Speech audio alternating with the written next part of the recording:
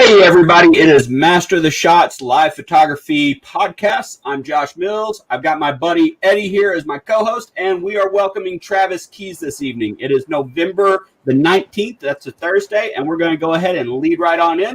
So, hey, what's up, Travis Keys? How are you this evening? What is going on, guys? How are things going? Doing good here. It's a pleasure to be here tonight. I'm looking forward to kind of have a nice little discussion with you. It won't be the first or last time. We really appreciate that you're joining us, man. I'm honored that you asked. Cool. So, Travis, give us a little intro. Tell us who you are and what you do. It's funny. I mean, obviously, I'm here because we're talking about mastering the shots and photography. I didn't start out as a photographer. I actually started out in film and TV, went to NY Film School, and kind of was disenchanted with the whole production side of things. And what do? I left and opened up nightclubs and bars in New York and Miami. After years of that, I was just tired of that life and walked away and picked up a camera and never looked back. It was actually sort of the thing that I started. People was like, "Can you shoot this?" I'm like, "Of course I can." You know, and then the next day, looking on the internet, how do you light a model or how do you light food and stuff like that. And I loved it so much that I went to ICP, International Center of Photography, for a year, and that was about 6-7 years ago. And I've been waking up happy every day since shooting professionally. Awesome, man. So when you say you shoot professionally, what do you mean by shoot professionally? What that means you have to declare it on your taxes. Oh, okay, cool. All my money actually comes from working as a full-time photographer. That's awesome. Yeah. One other thing I actually wanted to mention, because it's a nice little status symbol here, is you are the chairman of something. Yes, American Photographic Artists, which is a national organization made up of professional photographers, and we're an organization that really looks out for our members in terms of advocacy, knowledge, benefits.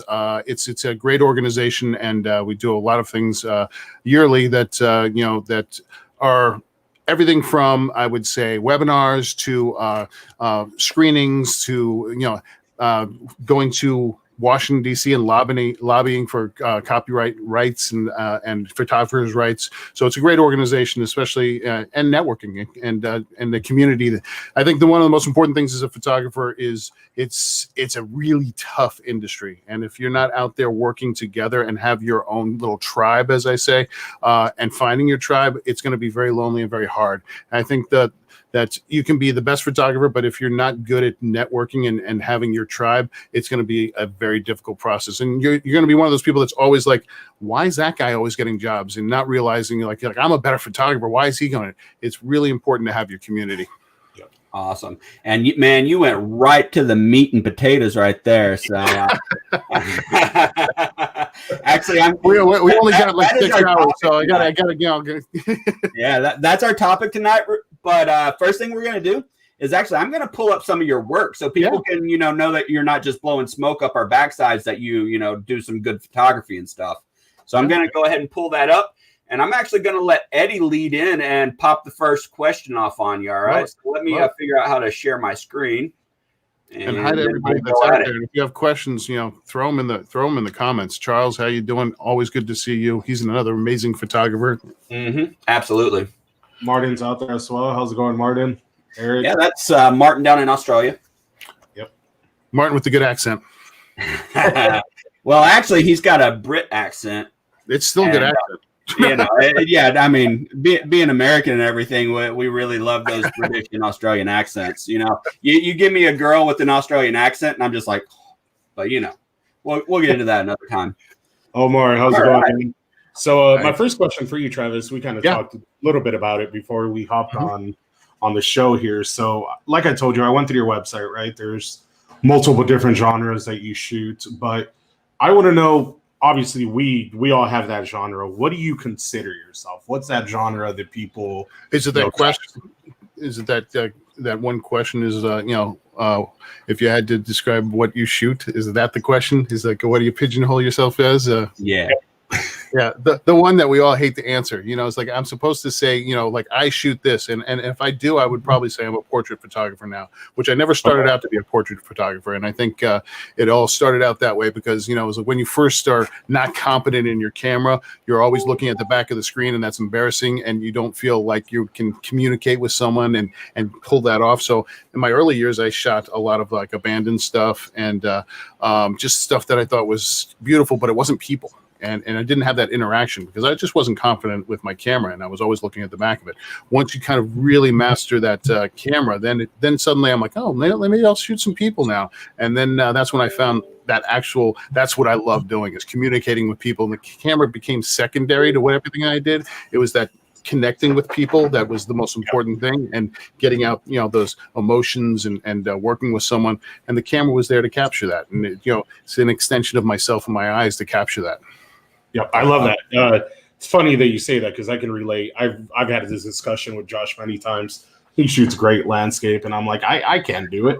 It's I got to have that interaction with another person, be able to relate with them, create what I want to create, what I envision, and I just can't do it. So I can definitely relate with that. That's awesome. What's so funny is I'm very yin and yang right now. So if I do a ton of people portraits and stuff like that, then like I just literally got back from going out. I went out to Vegas and shot in Valley of Fire, and then drove to Zion and shot in Zion and did a bunch of landscapes. And it only snows like 2.5 days a year in Zion. We got a day and a half of snow when we were out there, which I consider very lucky, actually. So we hiked up into the, all the stuff through snow and stuff like that, and got incredible shots. And it was landscape stuff, so it was very different than the stuff I shoot.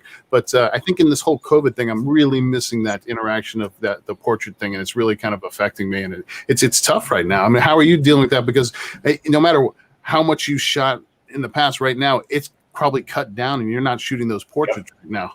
Yeah, exactly. Especially in the area that you're in, NYC, I'm sure it's affecting you much more than here in Arkansas. I mean, not to get into the whole governor side of things, but we never really actually had a lockdown. People kind of just did whatever they want, and they still do. But NYC, LA, I can definitely see how it's affecting you guys, especially in those markets. So yeah, man, but back to landscapes. I don't know how you guys do it. I just it's easy, man. It's like you don't have to worry about anything. And it's like you just have you're looking for big clouds and bright light and stuff like that. You put it on a tripod. You can sit back and crack open a beer. I mean, it's just it's like relaxation time. All right, Eddie, I'm going to take you out and give you a little personal one-on-one landscape one day. All right. All right. Yeah, I'll make sure to bring my new iPhone. That way it keeps me entertained. Because let's give a shout out to both of us right now. Literally, I think we just got these both today. We're both like, woo. All right, well, while they fan over their iPhones, I just want to give a shout out to everybody that's joining us here, man. Yeah. I appreciate you all. I see we got Charles, we got Omar, we got John Silfies, Stephen Buller, we got Lisa Dean, Angelina over in Spain. Man, we got people all over the world joining us. I really appreciate y'all tuning in. This is a great episode to tune in because, I mean, Travis is an awesome guy with a ton of information to share with y'all on how to succeed and how to find your tribe and network and just grow, not just on yourself, but with everybody. So. Yeah. And if you have questions, guys, please just throw it in there. I'm an open book, man. I'm not one of those people like, oh, I'm not going to tell how I did this. It's like I literally will just tell you anything I do. Yeah, exactly. Absolutely, guys. Drop your comments or your questions in the comments because Eddie, me, and Travis, we're all watching the comments live, both from YouTube and Facebook. So we'll see them when they pop up, and we'll try and get them answered for you. All right.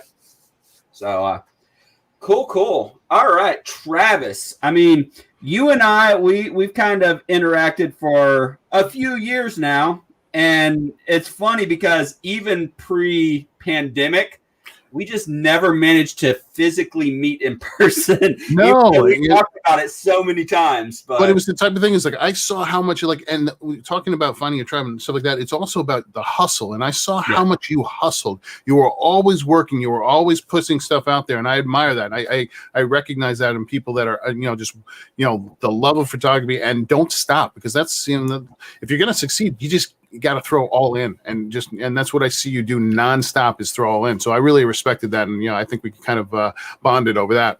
Yep. I appreciate that. I haven't met that guy. Well, once he invented the bourbon hour, that was the end of it. No, man, all I gotta say is the bourbon hour. I'm slowly bringing it back, but I don't think it's going to be a regular thing. I think it's just going to be, hey, let me throw this up spontaneously. I will say that we set a record, and one night I streamed bourbon hour for just shy of 9 hours straight, and I managed to polish off not just one 750, but a 750 and a half.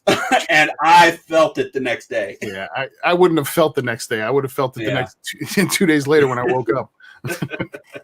But yeah, we streamed almost 9.5 hours straight. That was just crazy. So, yeah. All right, cool. All right, so Travis, I got some images pulled up here that you provided for us.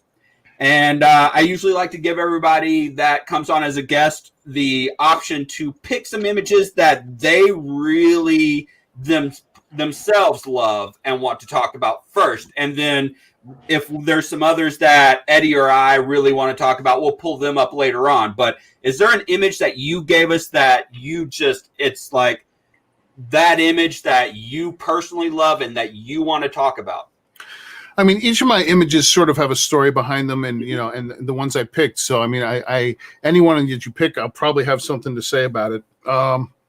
Yeah, I mean, there's more in-depth stories, and some are from Cuba, some are from working with NBC, and some are working at the top corner. If you see Cameron Boyce running down the street, yep.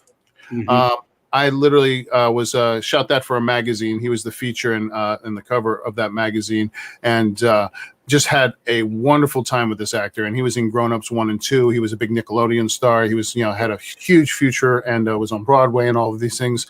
And I got to shot him, and we really just hit it off. I just asked him to do crazy things like run down the city streets and climb things, and he was so game, and we really bonded and got some amazing shots and a lot that weren't released. And unfortunately, we were going to shoot again, and we were talking, and a month after I shot this, he died. And so it was one of the last big shoots he did, and so for me it was really important, and it was a great experience to to have someone that was so amazing and so trusting of a photographer to really say hey you want me to run down the middle of a New York City street, I'll do it. I'll trust you. Dude, there's so many fun shots to be had. Just getting out and being spontaneous around New York, and that shot right there is a perfect example of being a photographer in New York.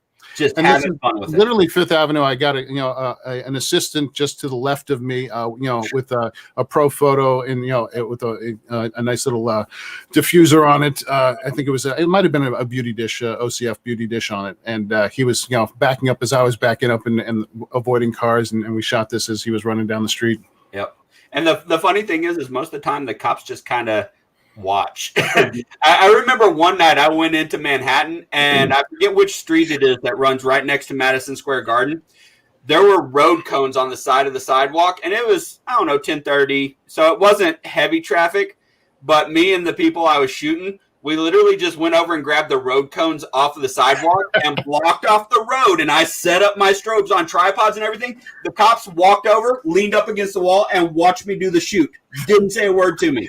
It was probably very entertaining, or you had a very attractive model, maybe. So yeah, no, that fun times to be had in New York. But yeah, no, dude, this shot is awesome, and something that you said to me really sticks out with this.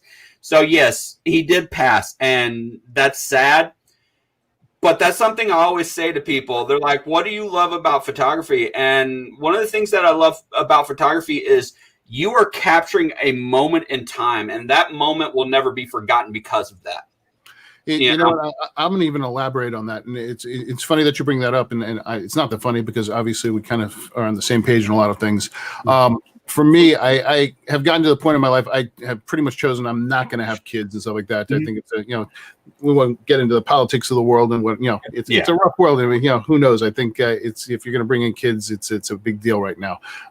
But for me, this is my legacy. This is what I'm leaving behind for many people. This is the stuff that when I'm gone will be there for many people. So it has that kind of gravity and importance to me. And if you go to the other one I shot of him, the one that's right next to us, just his face. Yeah. that one right there. That literally is construction. The mesh on the side of the street, and I'm like, oh no, just stand in front of there. I had the guy, my assistant, literally on the other side of the mesh, pointing the pro photo right down in his face, and I shot that, and that was one of the main photos we used. Yeah, that is such a dramatic, impactful image.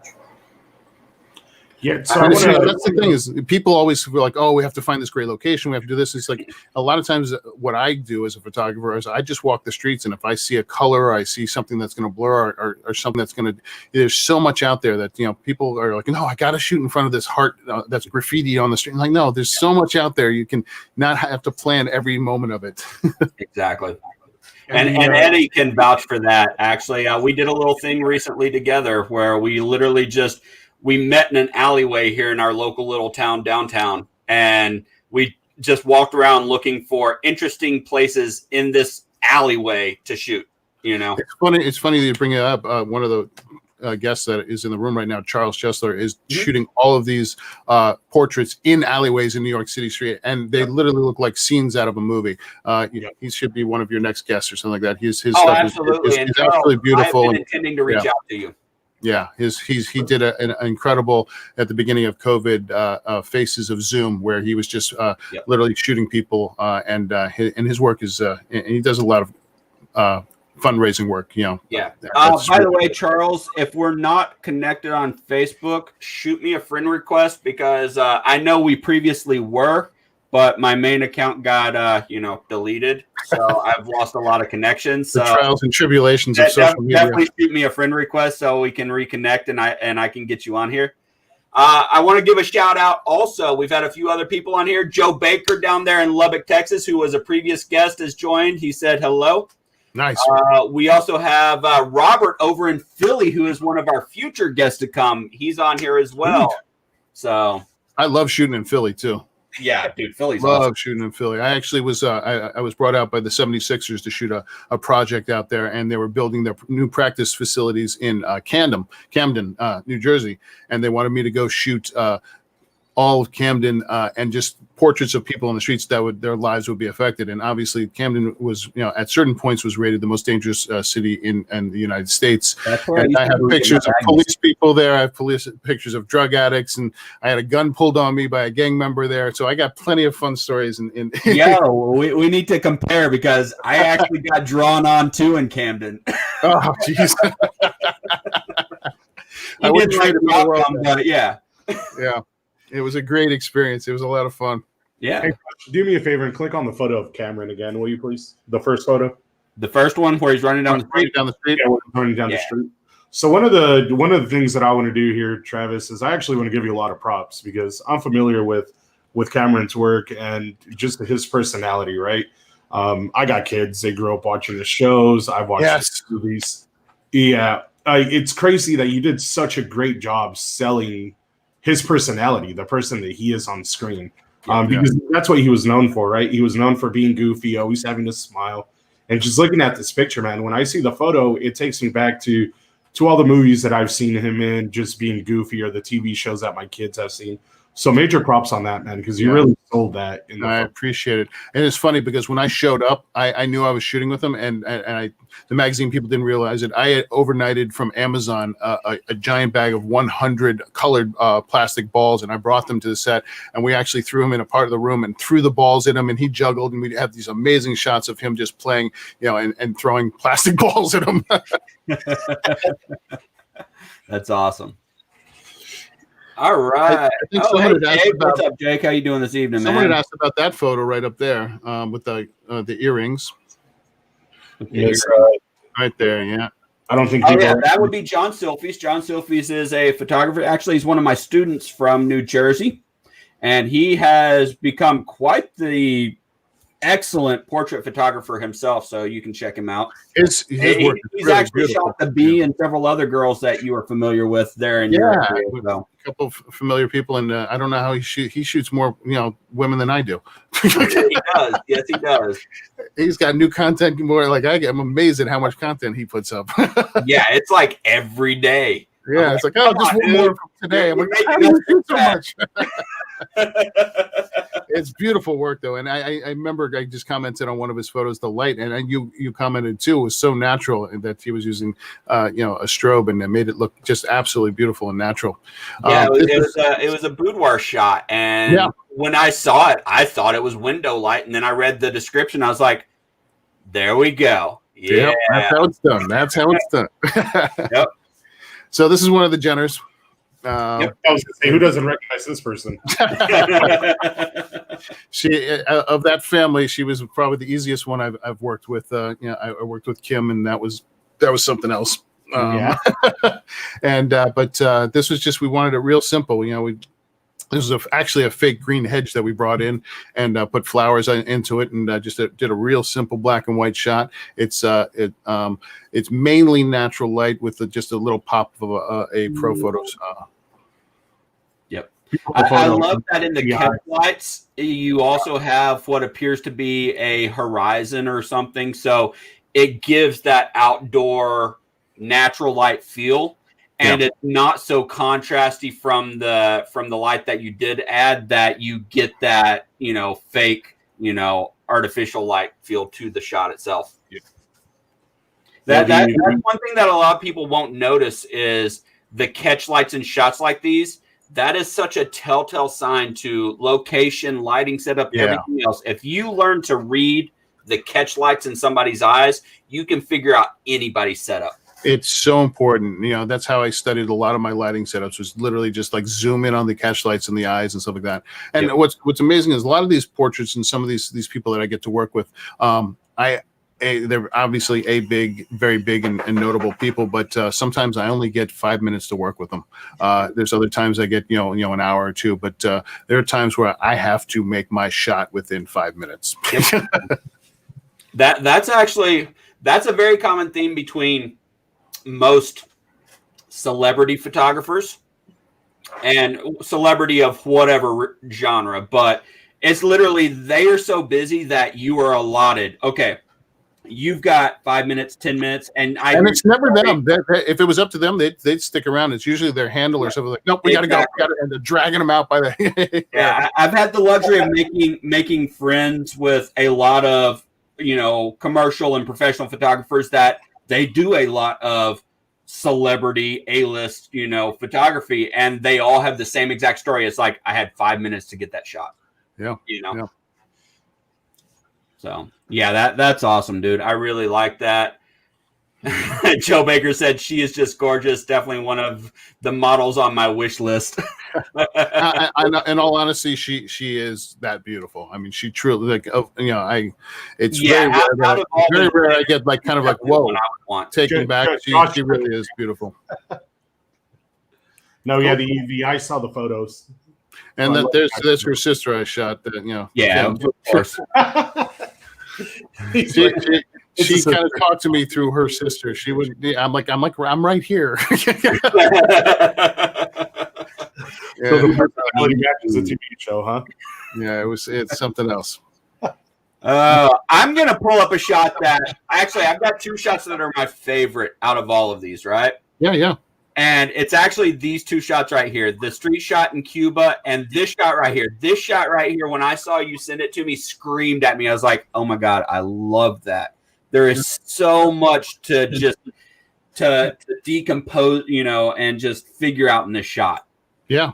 Well, let's go into that one first. I mean, so this was a shoot that we were actually shooting for Victrola, which is it's the one shot that the Victrola is not in there. They came out with a whole new line of retro-looking new record players that had Bluetooth and stuff like that, but they looked like the old Victrola record players.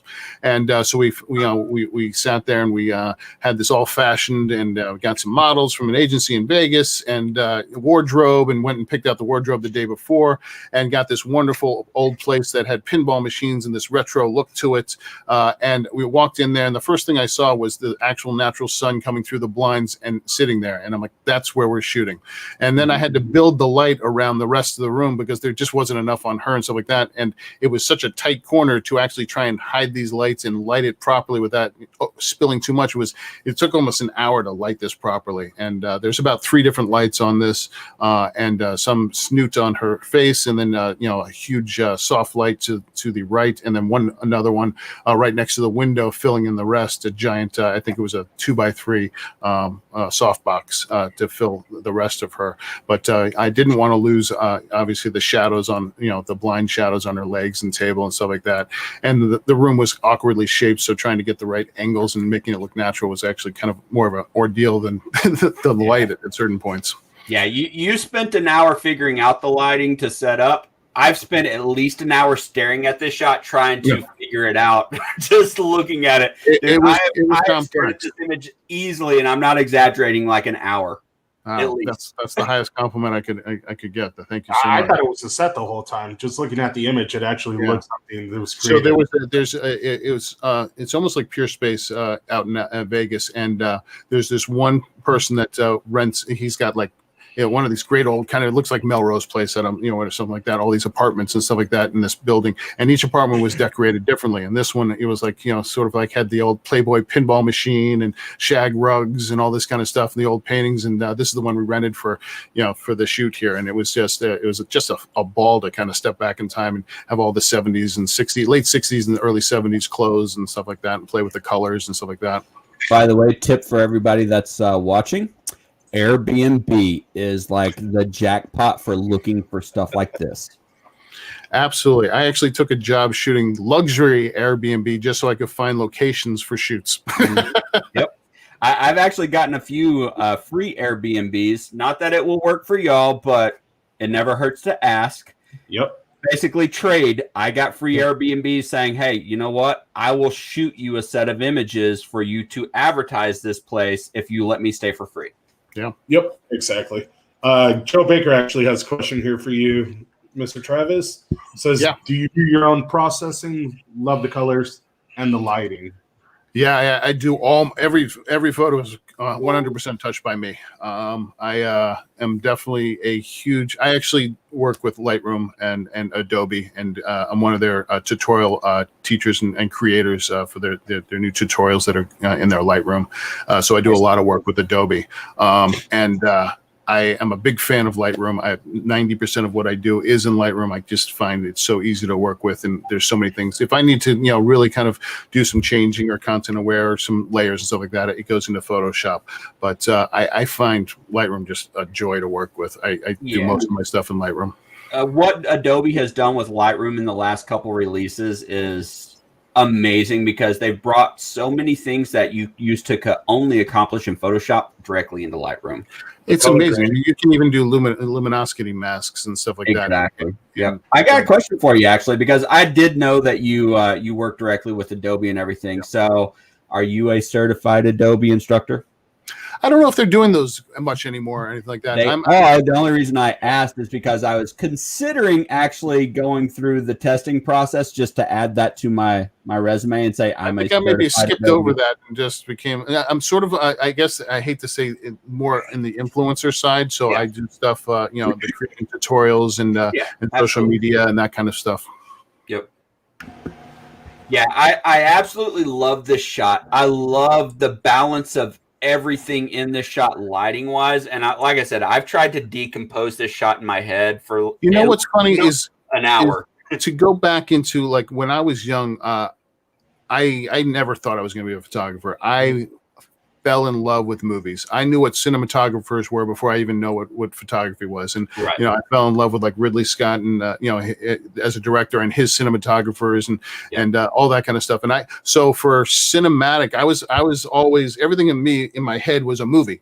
And, that kind of, I wanted drama and all this kind of look and wardrobes and sets. And so when I'm working with my models, I'm sometimes creating, an actual scene. I'm like, all right, this is when, the boyfriend's going to be outside the window. This or the person, like, I'll create a scene and we'll kind of act it out as we're shooting. So it's not just like, all right, head to the left, head to this. I'll actually say, all right, this is the beginning of the scene, and we'll do, a minute or two of, acting out a scene, and I'll shoot the whole way through it. That's awesome. Another thing that I notice about your work, and I'm sorry, Eddie, I've been cutting you off. I'm going to let you talk here in a second. Damn it. I'm going to say one thing, though. Another thing that I've noticed about your work, and I noticed it a long time ago, that I really appreciate is you tend to shoot very small apertures. So everything is in focus. And instead of worrying about, using shallow depth of field to separate and accentuate your subjects, you use color and light to separate and accentuate, what you want going on in your scene, which comes from cinematography typically. Yeah.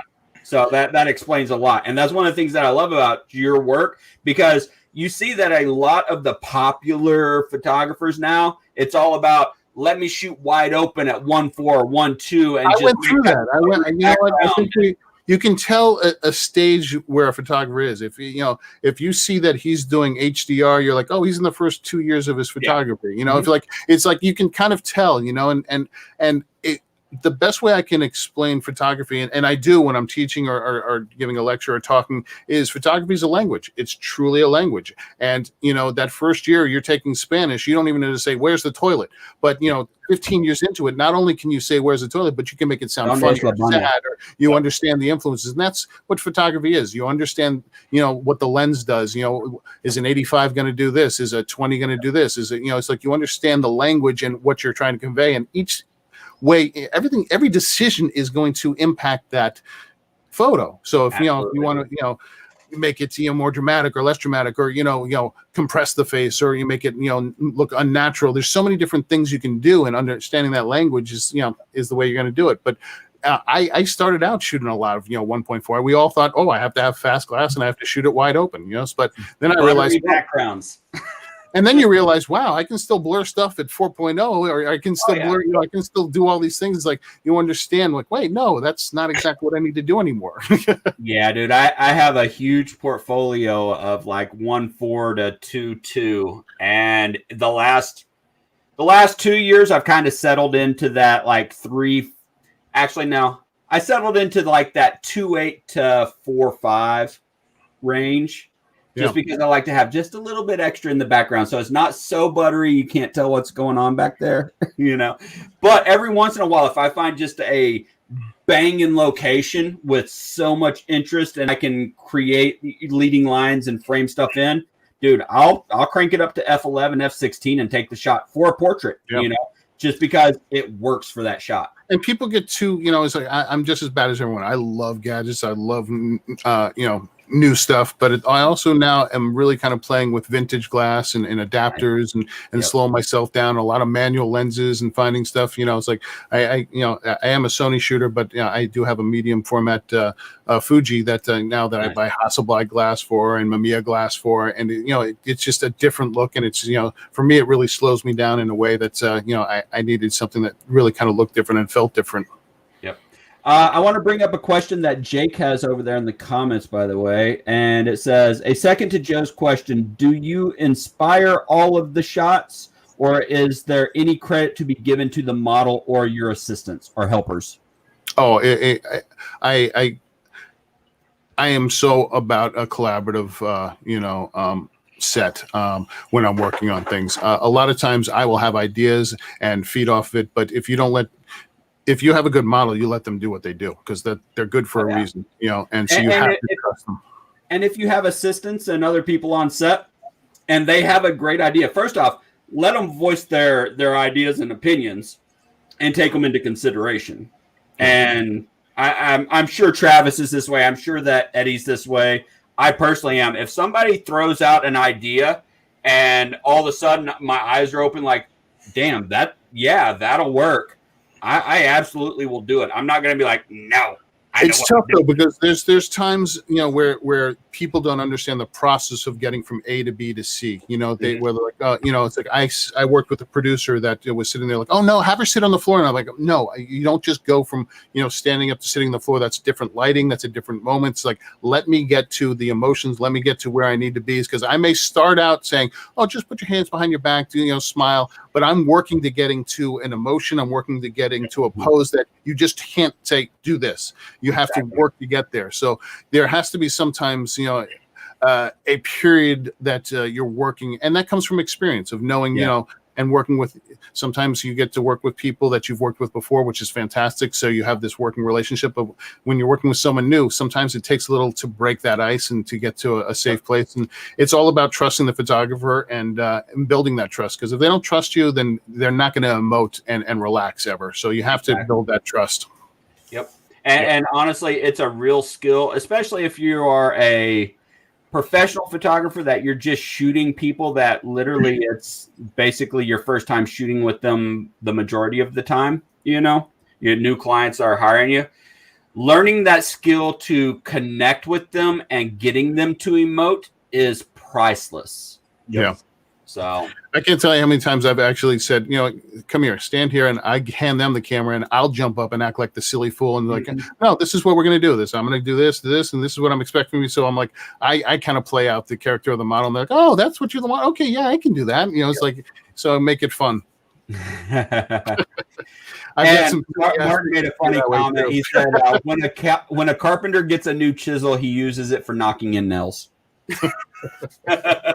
And that's Martin Poole. He's a fashion commercial photographer down in Perth, Australia. So, yep, shout out for Martin.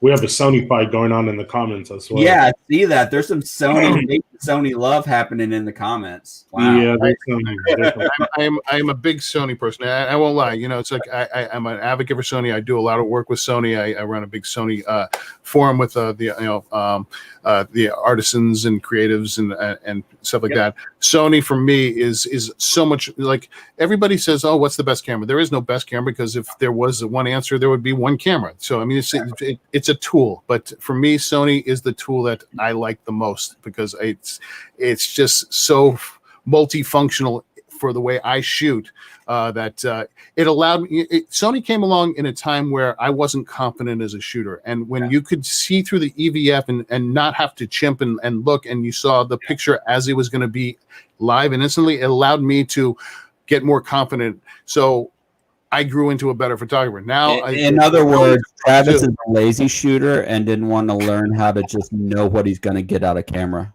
It's true. It's true. Although now I have, you know, Hasselblads and media, you know, and large CinRF. So yeah, if you ever want to, you know, hand off one of those, I'll hand off a medium format CinR. Okay. Actually, I'm apologizing. I'm not hating on anybody that is a mirrorless shooter that can see it in EVF or on the display on the back, because honestly, if you're creating awesome images, I don't care how you achieved it. Yeah, we're obviously joking.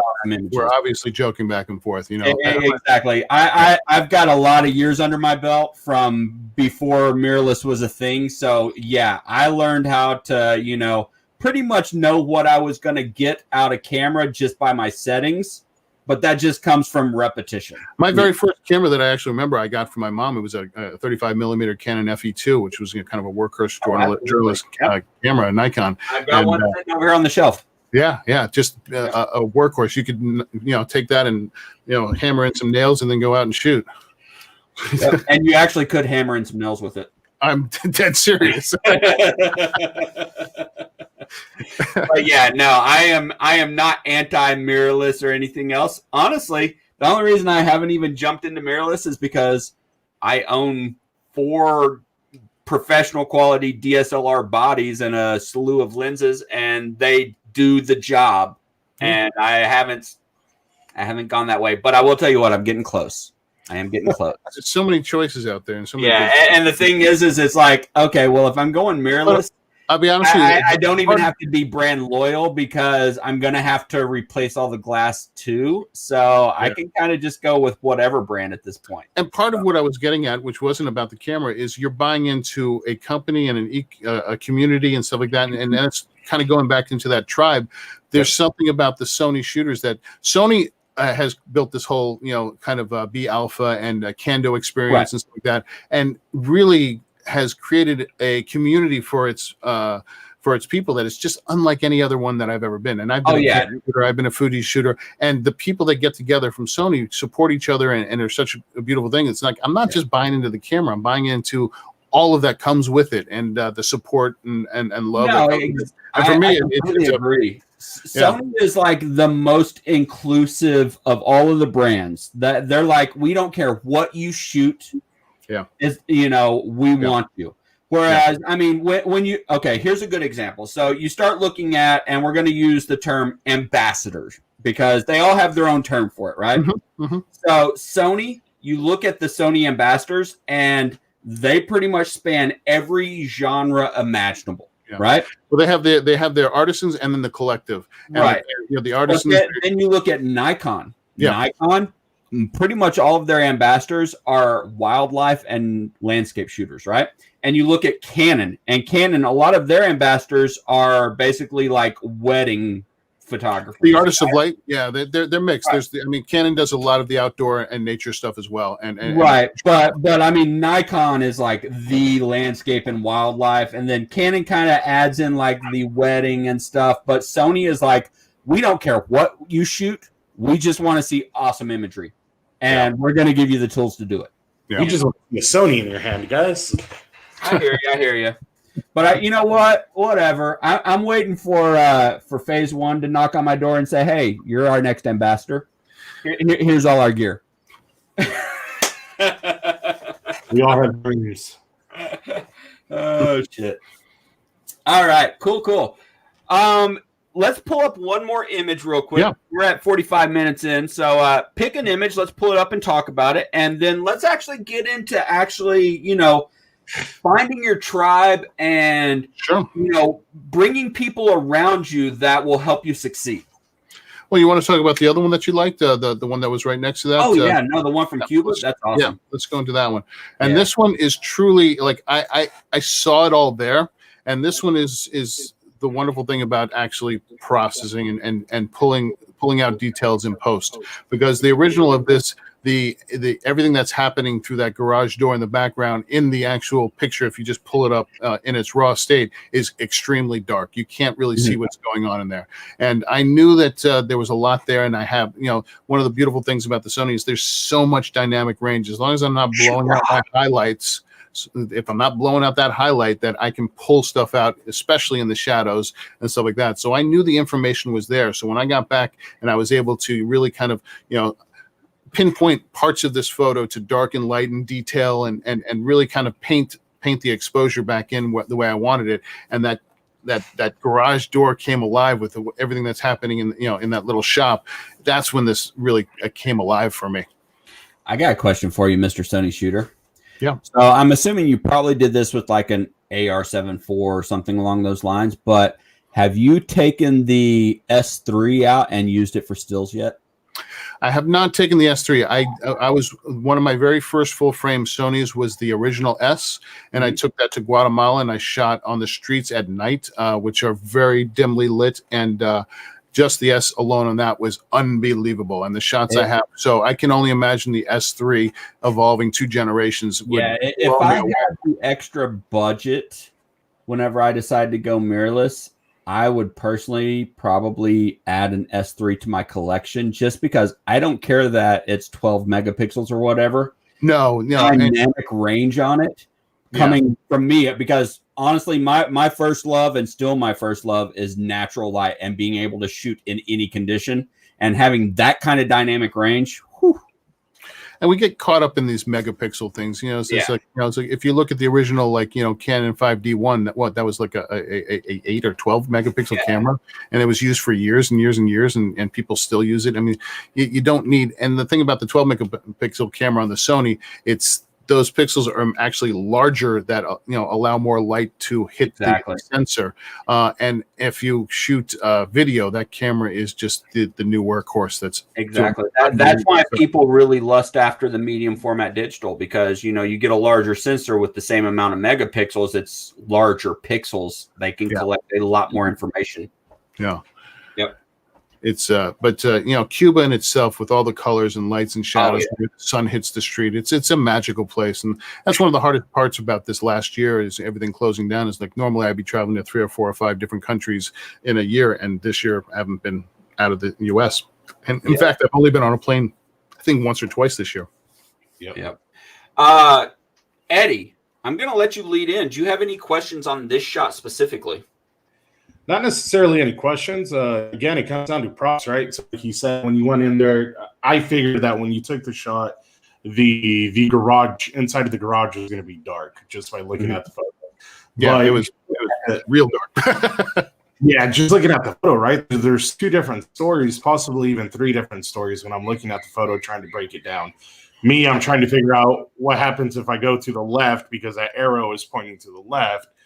I'm wondering what this guy's thinking about, where he's going right in front of me, but then also what's going on in the background, whether they're having a conversation or something's happening. So you did, like I told you before, with all your street work, even the New York stuff, you do such a good job of capturing that story. Which catches my attention is being able to just pinpoint different stories that I could make out of the photo that you're taking. So mad props on that. That's what I enjoy about the work. I appreciate it. Yeah. Street photography is, if you're looking at like real street photographers in the history of street photography, man, my hat goes off to these people catching those moments and creating, capturing guilt. For me, it's like, I love capturing moments, but those people that do it as a profession, it always blows me away, the stuff that they get. Mm-hmm. Yep. Yeah, I love this shot. I mean, there's so much to it. It tells a story. There's several stories going on in the shot. I love the color palette, and knowing Cuba, I'm like, all right, either that's pretty much exactly what it was, or there was very minor tweaks to the color to make it this way. It didn't take a lot. I had a pretty good guess at the opening of the shadows inside the garage. Yeah. Even though I was like, I mean, he could have added a strobe, but I feel like, no, this was just a candid moment, and he just opened up the shadows. Yeah. Yeah, absolutely. Yeah. And I think, I think as photographers and as we grow, because, it's like we have to push ourselves every year. And, we go out initially, as photographers, and if we aren't competent in your camera yet, you have this one creative circle going, and you're looking for, what interests me in taking a photo. And then you start kind of getting in your head too much and thinking like, well, do I need to shoot at this shutter speed or open up to here? And that confuses your creative process, and the 2 circles get out of whack, and you're kind of all over the place, and until you learn enough about your camera that you can forget about it and instinctually kind of by rote know the settings and everything there, you get that circle back in sync with the creative circle. So we need to kind of get to that stage. And now you get to different stages where suddenly it's like, all right, if I'm going to shoot color, why am I shooting color? I have to shoot color with intention. I have to look for things. I have to look for, what works together. Otherwise, the one question, we all have our pet peeve photo questions. And mine is like, should I do this in color or black and white? I'm like, if you didn't have that before you did it, it's like, you're going to get a 50-50 answer every single time. It's like, some people like it in color, some people like it in black and white. It's like, it has to be an artist's intention. I can understand some people like, I really just kind of torn on this, but you really need to kind of think of that before you shoot it. Yeah, you definitely, it definitely should be shot with intention. And I say that to people that they're like, what about black and white? I'm like, honestly, if I'm going to shoot for black and white, I'm shooting intentionally for black and white. And there's a whole nother set of considerations that I'm thinking about, because I'm thinking about, okay, contrast, light and shadow, because you're eliminating color, but you're not eliminating color because in the digital world, your colors translate differently in tones in that grayscale. And I think it's a really good practice. The colors of the shot. Yeah, I think it's a really good practice to actually sometimes actually just set your camera on black and white so you don't even see the colors. So you go out and you see the light, you see the way the shadows, the contrast is hitting there. You just go out and turn your color off for a while. And then if you want to go shoot color, turn it back on but do it intentionally and really kind of, just go out and play with it in black and white. Exactly. And when you start doing that, you start to learn things like, okay, so red tones tend to be dark in a black and white, and blue tones tend to be light in a black and white, Exactly. So you start planning the colors for that black and white shot. Yep. Yeah, it's a very good point. Yep. Cool. All right. Well, actually, let's get to the meat and potatoes now. So our topic tonight is finding your tribe. So Travis, you picked this topic. We always ask every guest, hey, give us a topic that you personally want to talk about, something that's important to you. And that's what you told me you wanted to talk about. So first off, tell us what you mean by that. And then let's go to it. I think too many times, on these programs, we talk about like, how did I get this shot, or how did I do the processing, or how did I do that? And, that's wonderful. And that's all out there. But what is going to get us to the next level is the community and people that we surround ourselves with. And I think a lot of times the luck of being a successful photographer has nothing to do, or very little to do, about your skills. It has to do with who you know and how you get out there and communicate, and your social circles, and who is supporting you. Because I can't tell you how many times, because of the connections and friends and community that I built, those are the moments that I'll get a phone call. It's like, oh, you know what? I can't go shoot this, and NBC is calling, and I know that you're capable enough. Can you go shoot it? And that leads me into 5 different things that I never would have shot or never would have done. It's a circle of people that you build up. So it is so important for you to get out there. I mean, a lot of us spend so much time behind the computer and trying to network and trying to get the next job, but you got to go to, the social functions. You got to go to museum openings. You got to, kind of go to those, join, like even organizations like mine, that the chair of American Photographic Artists, and then you can network. It's so important to get out there and meet people and build that tribe and community that support each other, because it's just so impossible nowadays. Everybody has a phone. Everybody thinks their uncle can take a picture. Everybody has an iPhone that they think that is going to be the next best thing. And it's, stock photos, not, you can't make a living off stock photo now. You can't, there's so many ways and so many people that are out there shooting that if you don't have people that support you, it's going to be a really tough, hard road. So finding your tribe for me is literally going out there with intention of, no, I'm going to build up a community. I'm going to go out and, I'm going to join this club. I'm going to, go to this. And a lot of times you may I just don't want to go out tonight. I just want to watch the new thing on Netflix or something like that. You have to go out. I mean, just like we all, it seems like work because it is work. We have to, but you can enjoy it at the same time. And I think one of the greatest things I say is it's like if people what is the greatest advice you can give to a photographer or someone starting out? It's like, if you don't wake up every day and feel that urge, or that that's something in your chest that you can't explain every day, like, I have to do this and I love doing this and I can't really explain why, but I have to do it and there's nothing else and it makes me happy. Go find what does make you feel that way, because if you don't feel it in what you're doing, you need to find it, because if you don't have that, you're not going to have the motivation. And this is the hardest industry. It was hard years ago. It's harder now. And it's even harder now with COVID. If you don't have that drive in you, and the people that are successful are the ones that will go home and say, you know what, I don't want to do anything, but I'm going to put out another podcast, or I'm going to create content. And then I'm going to go, comment on 5 other photographer friends and build the circles. It's like, it's like, I'm sitting here on your show because I respect what you do. You come on my show because I respect. That helps each other and builds our circles. And just that alone right there is suddenly, both of us are having a great time doing this. But absolutely, it's work at the same time, and it helps both of us. And it's I don't even feel like this is work. This is like, I enjoy this. Yeah, but what they say is like, you find what you do, do what you love and you'll never work a day in your life. It's like, no, that's absolute bullshit. You'll work twice as hard. You'll just enjoy it. Absolutely. And that's the main thing is like, no, you're going to have the same stresses. You're going to have the same things, but you're not going to have that, that overall feeling like, I dread what I do. I swore I'd never go back to that, because I remember sitting in front of one of my restaurants and sitting there outside and just dreading every moment that I had to walk in there, and I would wait, it's like I have to walk in at 8 a.m. and I know I'm gonna have to walk in there and deal with all these problems. And I sat there till literally 7:59 before I have to go in. Like, if you feel like that much dread going to work, you got to get out of there, man. It's exactly. Yep. No, I completely agree. I mean, y'all probably know me very well. My schedule is I usually am up by like 4 a.m. And I usually don't go to bed until midnight or later. Yeah, I'm one of those lucky people that like 3 hours of sleep is what works for me, right? But the thing is I'm up at 4 a.m. and I'm responding to emails and messages and everything else, and I'm editing photos from the day before, and I'm whatever else, And even during this COVID thing, no, I'm not doing a whole lot of shooting, but I'm doing a whole lot of educating and a whole lot of networking and talking and helping people.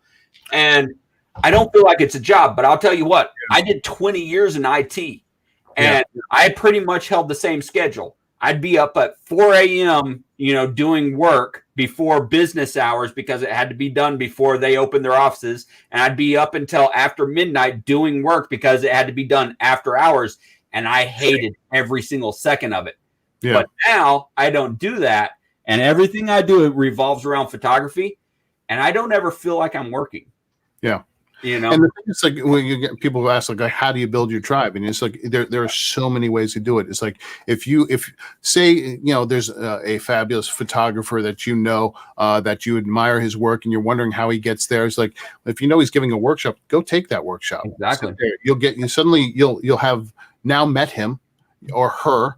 You will now usually they'll exchange emails or follow each other on social media. So you don't go in there like, oh, give me all your information. You go and you lay this, you plant that seed and you become friends. And if you do it with honesty, and empathy and a true concern of like being doing the right thing, suddenly you become friends, and they'll be there you can shoot them, a little, thing on social media. Like, hey, I had a question for you. And they're like, oh, let me help you with that. And then suddenly you have one other friend, then you meet another friend or this person, or you go to, Photo Expo, or you go to a Zoom, and you kind of you have to get out there and meet these people. You have to go out and really go after all the things that that are making you, that you admire. You have to get in these circles. You have to go to the art openings. You have to meet these people, and and you have to meet the customers. You have to find a way. You can't just say, oh, I hope they, I put an amazing website together and I'm expecting them just to come in and hire me. It's like, no, that's not going to happen. You have to go out there and meet these people and get in front of them and talk with them and get them to notice you and make these relationships happen. Or dump a ton of money in advertising, which you don't want to do. But no, I mean, yeah, you are 110% spot on. And I mean, perfect example. Every single person that comes on this show is someone that I have met literally just through networking and being social. People that I've attended their workshops, or people that, for whatever reason, every single person I know, and I know people in all levels of the photography industry, all the way to the top. It's just been because I haven't been shy about it, and I have gone out and been active and social about it, And it's so important for us to share. I mean, photographers can't be it's like the worst kind of photographers. Like, I'm not going to tell you what I bid on this or what I'm making and stuff like that, because it only hurts the other photographers and only hurts us, because, new photographers are like, oh, I'm going to take that for free, or, I'll take that job for $100. And that hurts the whole industry. It's like, if we share and say, no, you actually should be getting paid for this. And this is what is, you have to let people know what the right thing is. Otherwise they're going to make a lot of mistakes and hurt the industry. So if we're not, backing each other, hurt themselves. That's the other thing. I actually have shared out my whole price. I've got an Excel spreadsheet that calculates what you should be charging. And I share it with everybody completely free. People ask me all the time, hey, do you have that? I'm like, yeah, here you go. Where you basically put in all of your monthly and annual expenses, and then how many expected, paid gigs you plan to book and everything. And it tells you how much you need to be charging to break even, and how much you need to be charging to, achieve this amount of profit per year and whatever. And people are just blown away. Like, oh my God, I didn't know I need to charge that much. I'm like, yeah, charging $100 for a session, you're going to go broke. Yep. And there's times, that there's many times I'll do a free shoot, and people say, oh, don't shoot for free. It's like, no, if I know what I am going to get out of it, You're not doing it for free because you are getting something else out of it. Like, if Robin Hood, which is a huge charity in New York, says, come and shoot, the next Robin Hood charity event for, for free or something like that. I know all the people I'm going to meet there. I know they're going to want their picture. I know I'm going to hand the card. I know the business I'm going to get out of it. I know how much return I'm going to get out of it. It's, those are you have calculated decisions, and just like advertising, it's like you're going to pay and you're going to get a return. And if you don't, absolutely. I did a free thing for a Vogue event in New York.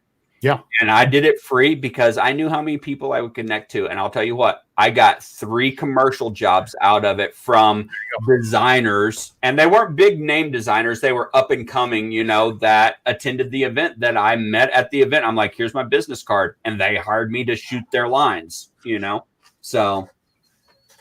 Yeah, it's really important to get out there and and really kind of make those connections. And I know Larry said he worked with Robin Hood, and Robin Hood is an incredible organization. Whenever they call, I will always work for them. And also Robin Hood's one of the biggest fundraising charities that exist. I mean, I think they just an example. The last thing I shot for them was they did at the Javits Center, and Shawn Mendes performed, and Pharrell performed, and they had so I get to shoot all these portraits and all these people, and it's like they raised $50 million in one night. So wow. That's the type of money at these tables, and every so yeah. Am I going to go and shoot that for free? Yes, I am. That I just gotta say, guys, I'm sorry. I completely forgot that I could actually highlight y'all's comments on the feed here. So we're gonna throw Martin up here. I'm throwing Martin under the bus, actually. So let's go to Joe Baker, actually, because this is such a spot on comment. I saw this comment. Yeah. This comment to me, it hits me right here, because you know what? Knowing so many photographers on every level, from nobody knows them to they are idolized by everybody else. Yep. The ones that their shit don't stink are the ones that I've chosen to eliminate from me. They didn't choose it, but because there are a few out there that they're big names, and honestly, when it comes down to it, they have that shit don't stink mentality. But then there's a lot like Travis and Joel, FJH, those guys that it's like they really will reach out and help and answer questions for just about anybody. I mean, we all have our moments, because I'm just not. Don't ask me black and white or somebody asks me something and I might snap because I'm in a bad mood. But 95% of the time, somebody asks me a question or asks me for help, I'm going to be like, yeah, you know what? Here, what? Or if I'm busy, I'll be like, you know what? Let me get back to you. And then I circle back around to them, because at one time I was that person. Yeah. And you know what? I'll be honest with you. Like, I tried as they say, I kissed a lot of frogs, but I tried a lot of things in my life that just I thought I was going to love and stuff like that. And it wasn't until I found photography that really saved my soul. And if I can help people in that journey and find that inside themselves, or give advice, or give back, man, I was like, I know how much it changed and helped me. It's like, if I can help anybody kind of get to that, it's like, what a great feeling is to help people have that same glow inside of them. It's like, that's one of the main reasons I'm a chairman of APA, and that's a volunteer position that it's like, and I spend more time doing that than sometimes my own career and job, doing these webinars and trying to do these events and networking for our members, and trying to do the right thing for them, because I think it's so important to support the community and give back, and and be humble. It's like we all, and that's the main thing. It's like that should be the theme of everything. It's like it's like in the United States right now, we're on two different sides, and it doesn't make sense to me. It's like at the end of the day, we all kind of want to have a beer and relax and be loved and feel safe, and it's like we all need to start from where we connect instead of where we're different. And I think that's the best place to start. And we all have that. In photography, for me, is that wonderful, and that's for me, the getting around a bunch of photographers is like that's my Comic-Con, that's my going summer camp. That we get around, we have fun, we shoot, we exchange stories, we play and geek out on gear and talk about different stuff. For me, that's a great day. Yep. Eddie, Come on, man, chime in here. I know I like to talk over people, but speak up. No, I mean, I didn't want to talk over Travis, just taking up all the information, right? It's cool hearing your thoughts, just the way you think about it and how deep it is. We've had a lot of great guests on here, but just your thought process and the deep conversation, how much you actually love photography and how, that's what I'm catching out of everything. Just hearing you speak.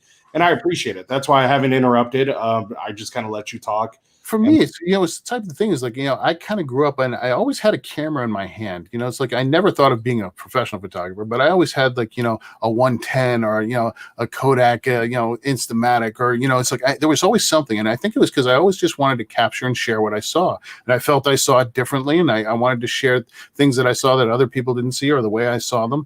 So there was always this storytelling and sharing aspect to it.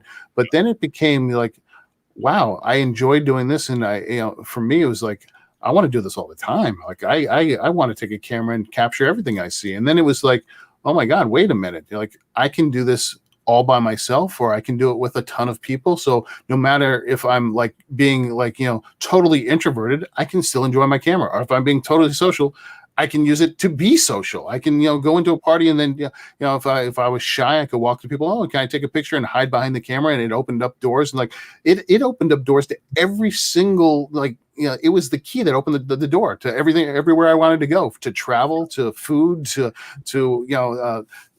people, to communities. It was just like, that was it. That was my key. Yeah. And I appreciate the message, because a lot of times, as we go on, we get all these years under our belts. A lot of people tend to forget that message, like why you still shoot, why you started shooting. And that's what I love. I've gotten in those kind of zones where I'm sitting here shooting with clients and I kind of forget. And Josh has actually motivated some of that. It's like, go shoot. And so has Joe, actually. Kind of go shoot your own personal projects, shoot for, with the purpose. Yeah. So just hearing you talk kind of is hitting me personally, just because that's what got me into photography. So I truly do appreciate that. That couldn't be a higher compliment, and exactly what it's all about, I think. No, and to add in, I mean, Travis is 110% on point. I mean, find your tribe, and that means find other photographers, find people that can help you out. Not just photographers. I mean, models, hairstylists, anybody creative that's involved that can help you grow, that can help you make connections, whatever. Find them all, and, find the ones that they have a passion for it too, because the ones that don't have a passion for it, they're just in it for the attention or in it for the money. They're going to fade, So find the ones that have a passion for it just as much as you have a passion for it, because when you find those people, you're all going to grow together, Yeah. And I'm just, one of the things I just kind of put up on my social media, and social media for me is like, it's a real love and hate thing. I think it's sort of like the decline of every problem that we're having absolutely in the world is social media. But at the same time, I use it nonstop for everything I do and post my necessary pictures and stuff like that. So like I'm just as entwined in it. But the other day I posted a little thing that I put up. Who said, "Don't just like, comment." And for me, that's the most important thing that I can absolutely throw out there. Is like, we've gotten now so used to just kind of swiping left or swiping right or hitting like and moving on. And we know how much hard work and how much it bears our soul to put up a photo, how much like we're putting it up there to share something that we have put our lives work into, our life investment into. And for someone just to hit like and move on, you hit like for a meme, you hit like for, something that's, whatever. If you actually see something that moved you or something like that, pause for just a second and write something. It doesn't have to be that long. It can take a thing. And with Siri right now, and literally all you have to do is hit the Siri button, go, "This is a fabulous photo. Thanks for sharing." That took all right, Apple fanboy. It's not just Siri, it's Google too. I have both. Yeah, but Siri Samsung and the thing. I'm all over the place. I agree. No, I 100% agree with you on that, because I am horrible, and I seriously feel bad. Like, I create these groups and they get to a point where it's like, I don't have the time in my day to go through and show every single post the attention I feel I owe it, you know? So it's like I get up in the morning, I'm like, all right, I'm going to go through the first, 10, 15, 20 posts in a group, and I'm going to like and comment on them, and not just a, thumbs up or an emoji, but like a meaningful comment, And there's a priority. Time out of my day. But the thing is that honestly, I'm not regretful of that. I'm like, I want to take the time out to, to contribute to all of those that join into my communities, because I'm building my tribe. I'm not searching for a tribe. I build my tribes, and I go out and I try to engage with y'all. And guys, honestly, if I don't like or comment on your post, it's not because I hate it or I don't like it. It's just I get overwhelmed sometimes and just don't have the time to do it. And I want to have that time to do it. No, absolutely. I mean, I can't possibly, I run, a bunch of different groups. I run different blogs. I run a, organization. I can't hit everything, but I do hit a lot. And also, you have to kind of prioritize, which ones, like, man, Josh, if you hit, if I know, like, damn, Josh always hits on my, like, and always makes a comment. If I'm that asshole that just hits like after you've commented on every one of my photos, that's on me. I'm the asshole. I'm going to go double time now just to make you the asshole. I know. I'm going to go, damn it. What did I start? But no, I just want people to actually, slow down a little bit, because, and just think about it. I'm not saying make a comment on everything, but you know what? Artists out there, and I'm not just talking about photographers, I'm talking about writers, ballet, dancers, and like any kind of artist. If they're really, that's their craft and they're sharing that with you, take a moment to share back with them. Larry, I just put your comment up here, and yeah, dude. First off, I love what you do, because you're not just a photographer. You take and use your photography as a base to create art. Yeah. And I honestly haven't seen a whole lot popping up from you lately, but I always appreciated when I did. So you're gonna have to jump in on Sunday night check-in. More of your work. You have to jump in on Sunday night check-in, because he shares, a wonderful stuff there. So I never you're always welcome. I used to get the emails and stuff for it.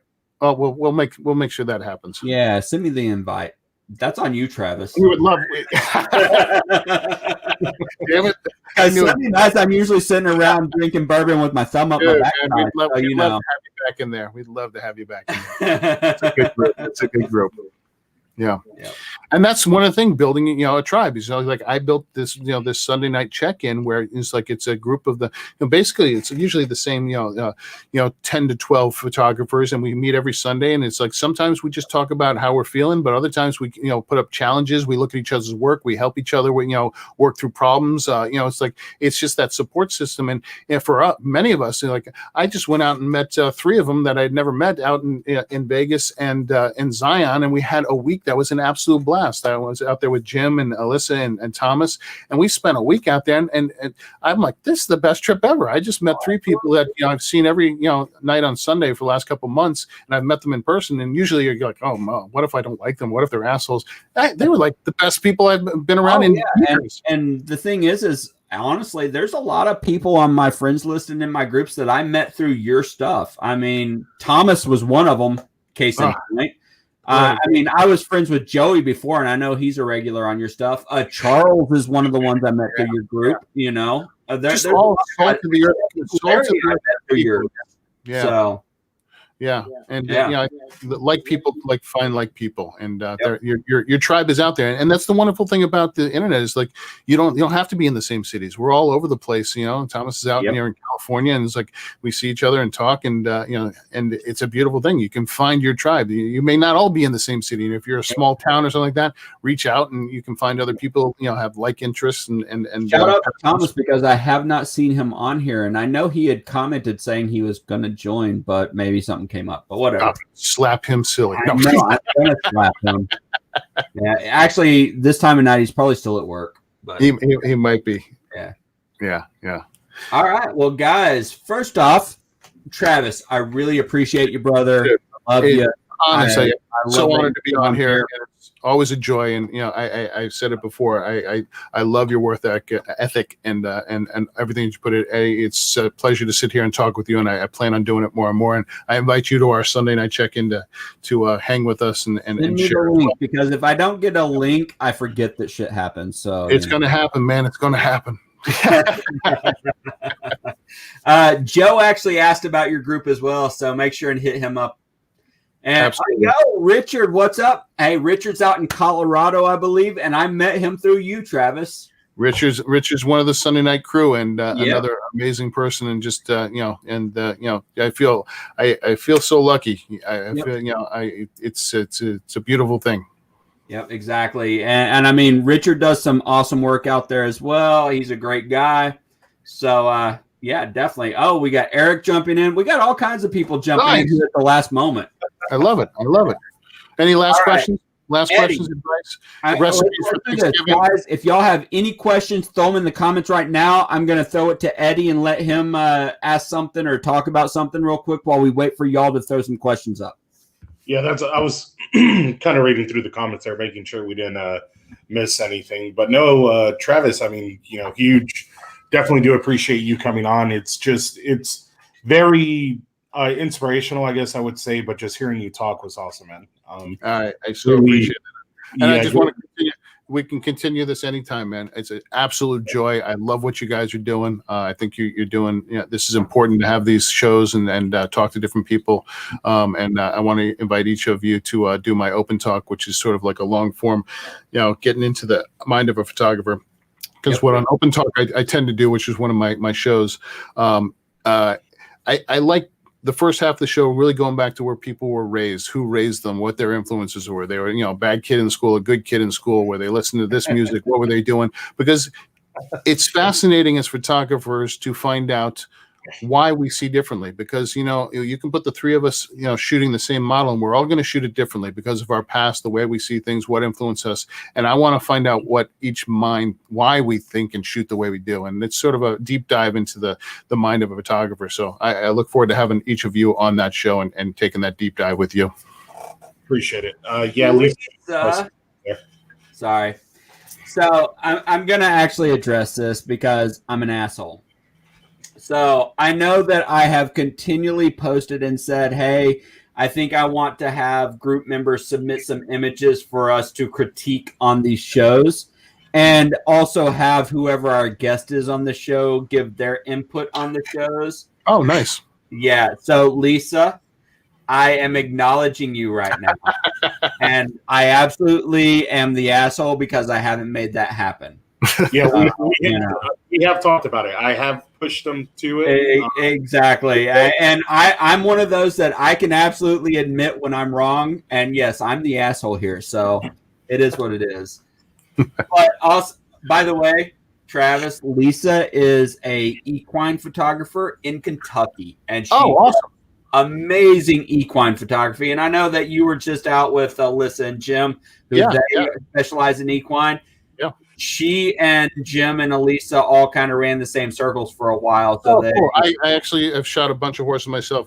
For years I was shooting the backtrack at Saratoga and working with the shooting the horses and photographing the horses. I want to say, I hate saying shooting the horses, photographing the horses. Yeah. Horses are some of the most majestic, beautiful, gentle creatures, and I love. So Lisa, yes, you know what? Keep me to it. I need to make that happen and start bringing on at least one or two group members' pictures and doing like a critique during these series. So yes, we do. Yep. And obviously, if you guys want to continue any conversation, I'm easy to reach. You can reach me at chairman@apanewyork.com, or my Instagram is TWKEYES, and you can reach out on Facebook, anything like that. If you guys have questions or anything, I'm always willing to kind of engage in more conversations. You can also find him on Instagram at TWKeys. Yeah. Yep. I actually just sent you a follow. I need to. That's another thing I've dropped on. I need to re-enable my APA account. But you know what? When y'all open up an Arkansas branch, so I can be the chairman. No, find 10 people, and we'll open the branch with you. There we go. Actually, you know what? I do need to join the APA again because I'm going to be honest. I quit the APA. I quit everything actually. I just recently redid the PPA, and honestly, the only reason I did that was to get back into the photo competition. But yeah, Gotcha. Yeah. Yeah. No, I definitely need to get back into the APA. And yeah, it's good having a community. There's a lot of caring, good people that look out for each other. In these, I do highly recommend the APA for you guys. That is the photographic or American Photographic Artists. American Photographic Artists. Yeah, it took me months to say it right. Yeah, it's a tongue twister. So they have chapters all over the country. Definitely check them out. So if you happen to be in the Northeast, you might end up in the New York chapter where Travis is your chairman. Yep. We cover most of the Northeast. All right. Well, Travis, I appreciate you, brother. Guys, it's been you got anything you want to say? Final statement? Keep living your dream, man. You got to go out and shoot. You know, love it. Absolutely. Do it. And sometimes it hurts and you don't want to do it. Keep doing it. You know, you have to take the good with the bad. There are days that you may feel like I just don't want to do it. Those are the more important days to go out and shoot. Yep, absolutely. Yeah, hopefully, once all this COVID stuff is all over with, if it ever happens, hopefully, I'll be honest with you. Don't say hopefully when all this is over. This is probably the most important archive of photos that are going to be left behind, because this is, the last time we had something, this was in the 1800s. This is these all the photos and stuff that your voice right now, whether it be shooting yourself or projects or other people, all this stuff right now is so important, and your voice in what is going on in this current political climate and pandemic climate is so important right now. All I gotta say is I am sitting on a trove of pictures from Manhattan during the entire lockdown, because I happened to be up there in March when they locked everying down. I remember I was going to try and meet up with you, but it didn't quite happen. But I have not posted any of those pictures. Oh, that's awesome. I look forward to seeing them. Yep. So, all right. Well, Travis, thanks again, brother. I appreciate you. Guys. Everybody that has joined us on Facebook and YouTube, we appreciate you. We love you. And Eddie, you got anything to say before I cut this off? Nothing. Like always, guys. Thank you. Join us next week again. The more questions, the better. It's the cast is definitely growing. Absolutely. We get more and more guests every week. They get better and better. Every single one of you guys who's hopped on here has been amazing. And it's just awesome to see this grow. I saw a comment here by Richard saying, was it Richard? Yeah, that they're going on lockdown again, and the show actually helps them survive. So just comments like that, definitely do appreciate them. So keep joining us, guys. Again, Travis, I hope that I get to know you more, now that we're on social media together. I hope that at some point we get to shoot together. All of us. Well, that's actually what I was going to say. That's New York's the one spot that I have not been to yet. I'm from LA, so hopefully me and Josh have talked about it. Hopefully I make it to New York. Would love it. We'll make a big outing from it. Three of us will shoot, and then we'll do some workshop together and bring everyone together. We'll do like a photo walk street photography thing, and then we'll like rent out the FD studio. How about that? I love it. I love the FD studios. All right, well, guys, thank you again. Y'all all have a great night. I'm going to go ahead and cut this off. So we'll see you again next week, or we'll see you again in the group now. So good night, guys. It's been a pleasure.